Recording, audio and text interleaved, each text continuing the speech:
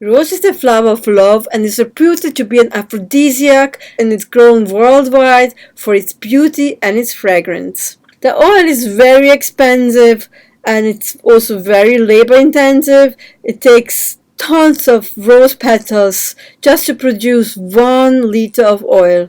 In aromatherapy, rose is primarily used for healing distressing states of mind such as depression and anxiety. Rose Otto is a good female hormone balancer and has a specially toning effect on the uterus and can help ease painful periods and PMS. When used in the skincare, oil can rejuvenate sun-damaged and wrinkled skin and can help heal broken capillaries. Recently, the use in commercial cosmetics and perfumes has been restricted to only 0.3% to be used in the product.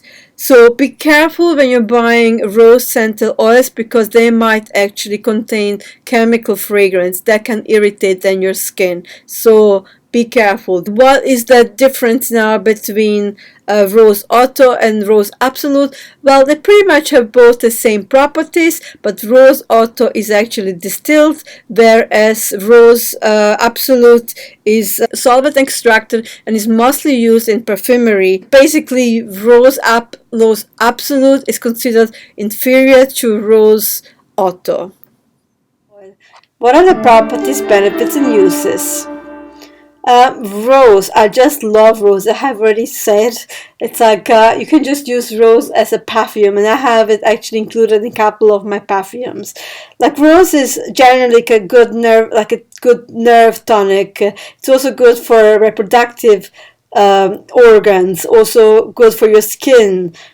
And it's a good hormone balance as well. It blends pretty much well with all citrus oil, but it's really nice with bergamot, with cedarwood, chamomile, and clary sage and frankincense. Rose Absolute is more like Rose Otto is the distilled oil from the petals, so it's more expensive usually because you need more flowers to get very little oil, and the Rose Absolute is more extracted basically from concentrate. So this is also like a nervous tonic, pretty much the same. It does pretty much the same as the Rose Otto, but it's considered not as good as the Rose Otto essential oil because it is an absolute, and absolutes are not often used in aromatherapy.